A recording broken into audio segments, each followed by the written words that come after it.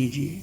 आप नवकार मंत्र का बार बार स्मरण करते हैं, बार बार स्मरण करते हैं, नवकार मंत्र से शक्ति पैदा हो जाती है और ठीक विधि से हृदय के भावों से नवकार मंत्र का जाप किया जाए, उसकी मंत्र शक्ति जागृत हो जाती है।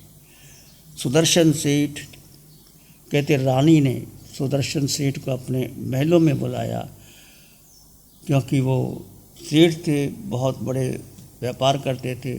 रानी ने महलों में बुलाया तो रानी मोहित हो गई सेठ के ऊपर।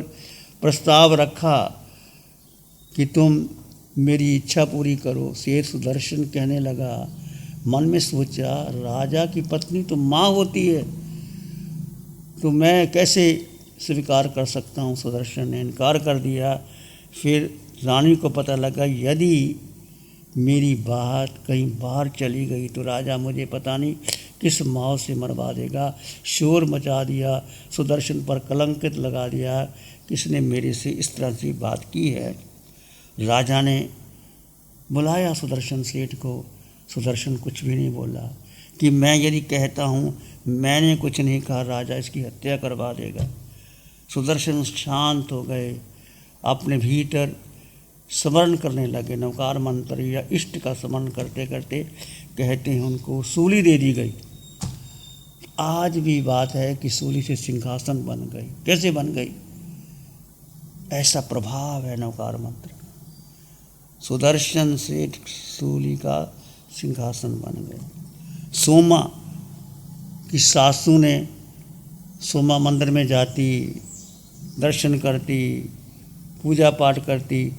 उसकी सासू बहुत नाराज़ थी कि बार बार ये घर का काम नहीं करती, मंदिर में जाती, सारा दिन लगा देती है। तो उसने क्या किया, एक नाग किस में रख दिया, एक पिटारे में रख दिया और कहने लगी जाओ बेटी, ये फूलों का हार है, ये हार भगवान को अर्पित कर दो। सोमा ने कहा ठीक है, आप कहते हो तो। श्रद्धा से गई नवकार मंत्र पढ़ते पढ़ते, तो कहते हैं जैसे वो खोला, सांप फूलों का हार बन गया। ये आश्चर्य घटना है, होती है जब इतना आप उसमें डूब जाते हो, मंत्र के अंतर प्रभावित हो जाते। भक्ताम्र स्तोत्र की रचना आचार्य मानतुंग ने की और कहा गया राजा ने कोई चमत्कार दिखाओ। आचार्य मानतुंग कहते हैं राजन, धर्म में चमत्कार नहीं होता, धर्म तो श्रद्धा का विषय है। तो कहते हैं, आपने सुनी है घटना, आचार्य मानतुंग को 48 तालों में बंद कर दिया गया। चमत्कार दिखाओ। तो उस समय धर्म की शरण ली और भगवान ऋषभदेव का स्मरण करते करते इतने डूब गए, तल्लीन हो गए, वाणी निकलती गई। भक्तामर प्रणत मौली मणि प्रभानाम मिद्योतकम दलित पाप तमोवितानम सम्यक प्रणम्य जिनपाद युगम युगादावालंबनम भवजले पतताम जनानाम। एक एक श्लोक बोलते गए, ताले टूटते गए। 48 श्लोक बोले, 48 ताले टूट गए। राजा मंत्र मुक्त हो गया। ऐसे थे आचार्य मानतुंग। उन्होंने भगवान को देखा नहीं, पर भक्ति से ऐसे भाव में आए। आप भी आप ऐसा नहीं कहेंगे भगवान तुम्हारे साथ परमात्मा आए कि तुम करोगे। एक भक्ति, एक भाव ऐसा होता है, यदि आप उसमें डूब जाते हो तो निश्चित आपको उसका फल मिलता है। एक घटना भी आपने सुनी हो गई। आचार्य उमा सती ने प्रश्नवती ग्रंथ में लिखा, एक शिष्य को कुछ भी याद नहीं रहता था, नवकार मंत्र भी याद नहीं रहता। तो गुरु ने मंत्र दे दिया, मास्तुष मारुष। उसका अर्थ भी बता दिया। मारुष का मतलब रोष मत करो, दुष का मतलब द्वेष मत करो, ना राव करो ना द्वेष करो। अब इतना सीधा साधा वो भी याद नहीं रहा। मारुष मातुष की जगह कहता मास्तुष मास्तुष मास्तुष करने लगा। तो गुरु क्या कहे, अच्छा कहते ऐसा करो। मास्तुष का अर्थ है उड़द। उड़द को देखा है आपने? उड़द की दाल काली होती है, जब धो देते हैं तो सफ़ेद हो जाती है। तो गुरु ने कहा देख, ये उड़द की दाल काली होती है और धोने से सफ़ेद हो जाती है। तो ऐसे याद कर कि आत्मा पर ये कर्मों के काले काले बादल छा गए और आत्मा निर्मल शुद्ध है। वो ऐसा शिष्य था कि जैसे उर्द को धोने से, मसलने से छिलका अलग हो जाता है, उर्द सफ़ेद हो जाते हैं, ऐसे ही ज्ञान से मेरी आत्मा शुद्ध हो जाएगी, निर्मल हो जाएगी। आत्मा पर बार बार मास्तुस मास्तुस मास्तुस मास्तुस मास्तुस करते करते करते करते इतना शुद्ध है, कहते केवल ज्ञान प्रकट हो गया। कैसे हो गया? इतनी श्रद्धा, प्रगाढ़ श्रद्धा, जिसको कुछ याद ही नहीं, नवकार मंत्र भी याद नहीं रहता। ऐसा ज्ञानावरणी कर्म और कैसा पलटा खाया, कैसे प्रभावित। तो ज्ञान आत्मा का निज गुण है। कितने आत्मा के गुण हैं? 8 गुण हैं। अनंत ज्ञान, अनंत दर्शन, अनंत सुख, अनंत शक्ति, ये आत्मा का निज गुण है। ज्ञान, ये अनंत ज्ञान केवल ज्ञान बनेगा, अनंत दर्शन केवल दर्शन बनेगा जब आप इतने डुबकी लगाओगे। अनंत ज्ञान, अनंत दर्शन, अनंत सुख, अनंत शक्ति, अमूर्तपना। आत्मा का आकार नहीं है, आत्मा निराकार है। ऐ गुरु लघु, आत्मा का वजन नहीं, वजन शरीर का है, आत्मा का नहीं। क्षायक समकत, आत्मा का निज गुण है। सत्य प्रकट होता है जब 24 मिनट जब आप शुक्ल ध्यान की धारा लग जाती है तो क्षायक समकत प्रकट हो जाता है। 48 मिनट हो जाए तो केवल ज्ञान हो जाता है। इस पंचम काल में केवल ज्ञान नहीं, कुछ कम तक आप आगे बढ़ सकते हो, भगवान की वाणी कहते। तो ज्ञान में अनंत शक्ति है। मैं अनंत ज्ञान वाला, मैं अनंत दर्शन वाला, कहते कहते कहते कहते गुण प्रकट हो जाता है। क्योंकि आत्मा में गुण है, सुख बाहर नहीं है। भगवान कहते हैं तुम जो सुख लगता है, बाहर चले जाते हो, विदेशों में चले जाते हो, खाना खा लेते हो बाहर, सुख बाहर नहीं, वो सुख नहीं है, वो सुखाभास है। जैसे आपने भोजन किया, आपको भूख लगी, आपने भोजन खा लिया, इसका मतलब नहीं आप सुखी हो गए। भोजन खाने से आपकी भूख मिट गई, वो इंद्रियों का सुख मिला। आत्मा का सुख अलग है और इंद्रियों को साता है। सुख और साता में अंतर है। साता शरीर को है और आत्मा में निज गुण का सुख है। जब आत्मा में स्थित हो जाती है तो अनंत सुख प्रकट होता है।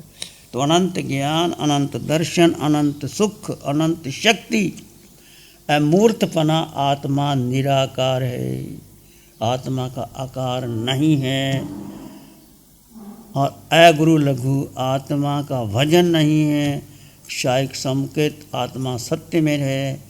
और यही आत्मा 48 योजन ऊपर सिद्धशिला में जा कर के ना कर्म है ना काया है, अपने सिद्धशिला में वो स्थित हो जाती है। ये आत्मा का निज गुण है। 8 गुण आत्मा के। तो कभी भी हो आप याद रखो, आज तक हमने देह को महत्व दिया, आत्मा को महत्व नहीं दिया। ऐसी एक और घटना है। देव ऋषि नारद को रत्नाकर डाकू ने पकड़ लिया। डाकू बहुत प्रसिद्ध था। देव ऋषि जा रहे थे तो डाकू ने पकड़ लिया कि कहाँ। तो नारद ने पूछा तुम क्यों जुल्म सितम कर रहे हो, क्यों लोगों को लूट रहे हो, कोई तुम्हारा साथ देगा? पूछो। कहते हाँ, क्यों नहीं देगा, मेरा साथ क्यों नहीं देगा? कहते तुम जो भी पाप कर रहे हो, घर से पूछो कि तुम्हारी पत्नी, तुम्हारा बेटा, तुम्हारा पिता, तुम्हारी माँ, वो पाप को जो तुम पाप कर रहे हो, चोरी कर रहे हो, डाका डालते हो, वो भागीदार बनेंगे, उनको सज़ा होगी। तो कहते क्यों नहीं होगी, जब मैं इतना उनके लिए करता हूँ, मेरे लिए करोगे? तो देव ऋषि नारद ने कहा कोई भागीदार नहीं बनेगा, तुम पूछ के आओ। तो डाकर कहने लगे तुम बहुत समझदार हो, मैं पूछने जाऊँगा तुम भाग जाओगे। कहते नहीं, मैं नहीं भागूंगा, तुम मुझे चाहे वृक्ष के पास बांध लो, पूछ के आओ, और यदि उन्होंने स्वीकार कर लिया तो मैं तुम्हारी बात मान लूँगा। तो रत्नाकर डाकू घर में गया, पूछा सबसे, पिता से, माँ से, पत्नी से, कि मैं जो कमाई करके लाता हूँ तुम हिस्सेदार बनोगे? सतयुग का ज़माना था, हम नहीं बनेंगे। क्यों नहीं बनेंगे? तुम पाप करो तुम्हें फल मिलेगा, हम पाप करेंगे हम फल मिलेगा, हम आपके भागीदार नहीं बन सकते। स्पष्ट बोल दिया सबने। उसकी आंखें खुल गई, कहते मैं अकेला पाप कर रहा हूँ, मेरा कोई साथ नहीं देगा। एक धक्का लगा, एक चोट लगी, सीधा देव ऋषि के चरणों में गिर गया कि आपने मुझे जगा दिया। मैं समझता था कि सारे मुझे साथ देंगे, मैं इतना कुछ कर रहा हूँ, कोई साथ नहीं देगा। करान कम्माना मोक्षति, किए हुए कर्म का फल अपने को भोगना पड़ता है, कोई भोग नहीं सकता। आपने मेरी आंखें खोल दी, तो फिर मुझे क्या करना चाहिए? देव ऋषि नारद से पूछा, मुझे क्या करना चाहिए? एक जो विश्वास था वो टूट गया कि बच्चे मेरा साथ देंगे, पत्नी देगी, धर्म देगा, परिवार देगा, कोई साथ नहीं देता। तो उस समय नारद ने उनको मंत्र बता दिया, तुम राम का सिमरन करो, राम राम राम राम राम राम राम राम करते। बस समाधि लगा ली। ये कम में सूरा तो धम में सूरा। जो कर्म में शूर होते वो धर्म में भी शूर हो जाते। समाधि लगा ली। अब कर किस लिए पाप करना? जब मेरा कोई है ही नहीं, मेरा परिवार नहीं, मेरा बेटा नहीं, मेरा धन नहीं, तो क्यों पाप करें हम? किसके लिए? जो कर दिया कर लिया, आगे से नहीं करूँगा। कहते हैं राम राम राम राम राम रत्नाकर वाल्मीकि बन गया, रामायण की रचना हुई। कैसे परिवर्तित हो जाता है जीवन। एक हत्यारा, एक लुटेरा, कैसे साधु का जीवन बन जाता है। तो हम देखते हैं इस पंचम काल के अंदर भी हमें क्या करना चाहिए। ठीक है, आप गृहस्थ हैं, श्रावक हैं, धन आपको चाहिए, हम नहीं कहते धन की ज़रूरत है। आपके पास धन होगा तो आप परिवार का पालन पोषण करोगे, संघ की सेवा करोगे, समाज की सेवा करोगे, संत साधुओं का भी ध्यान रखोगे। संतों के पास तो संत आपसे लेते हैं, जो कुछ भी लेते हैं, धन, कपड़ा, मकान, जो भी चाहिए, इसलिए धन जरूरी है। परंतु उतना ही कीजिए जिससे आपका परिवार का पालन पोषण हो जाए, आप संतोष में जियो। कबीर की बात याद आती है, साईं इतना दीजिए जामे कुटुंब समाए, मैं भी भूखा न रहूं, साधु भी भूखा न जाए। कबीर गृहस्थ थे, पत्नी, बेटा, बेटी, खुद, और काम क्या करते थे? जुलाहे का काम करते थे। राम का ताना, राम का बाना, राम की चादर, राम बनाने वाला, राम ही लेने वाला। चादर बन जाती, बाज़ार में जाते और दे देते थे। ऐसे थे कबीर, ऐसे संत हुए हैं। तो हमें भी, आप सबको अपने जीवन की कमाई का सदुपयोग करना चाहिए। अधिक लालसा नहीं करना चाहिए। आगे बढ़ा के अधिक धन भी अनर्थ का खान हो जाता है। आपको पता है, जब जीव चला गया शरीर से तो धन किसके काम आएगा? सारी संपत्ति किसी और के नाम हो जाएगी। कौन याद रखता है किसको? अनंत जन्म तो आपके और मेरे चले गए। पता है पहले जन्म में हम क्या थे? कौन से माता पिता थे? किसी को याद है? अनंत जन्म लगा दिए हमने और आपने, कोई माता नहीं, कोई पिता नहीं, शरीर अनंत शरीर चले गए इस कर के लिए। पर एक आत्मा अजर अमर सत्य अविनाशी अष्ट गुणों से युक्त, भगवान की वाणी कहती है, आत्मा का स्मरण करो, आत्मा का चिंतन करो, आत्मा के बारे में जानो, समझो।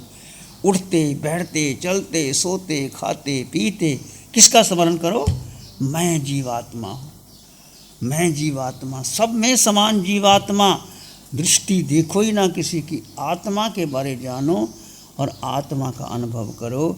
इससे क्या होगा? आपकी आत्मा के गुण प्रकट होंगे।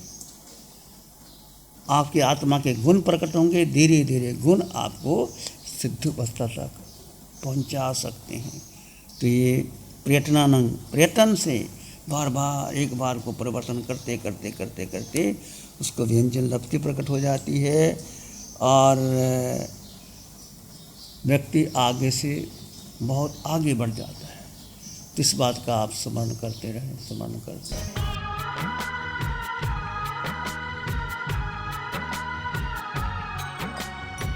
नमो अरिहंतानं, नमो सिद्धानं, नमो आयर्यानं, नमो वज्झायानं, नमो लोए सब साहुनम धम्मो मंगल मुकिटम अहिंसा संयमो तवो देवावित्तं नमं संति जस धम्मे श्यामनो।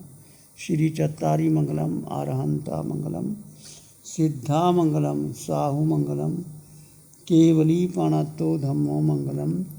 चत्तारी लोगुत्तमा, अरहंता लोगुत्तमा, सिद्धा लोगुत्तमा, साहु लोगुत्तमा, केवली पाणत्तो धम्मो लोगुत्तमा। चत्तारी शरणं पवज्जामि, अरहन्ते शरणं पवज्जामि, सिद्धे शरणं पवज्जामि, साहु शरणं पवज्जामि, केवली पाणत्तं धम्मं शरणं पवज्जामि। चार शरण दुख हरण जगत में और न शरणा कोई होगा। जो भव्य प्राणी करे आराधन उसका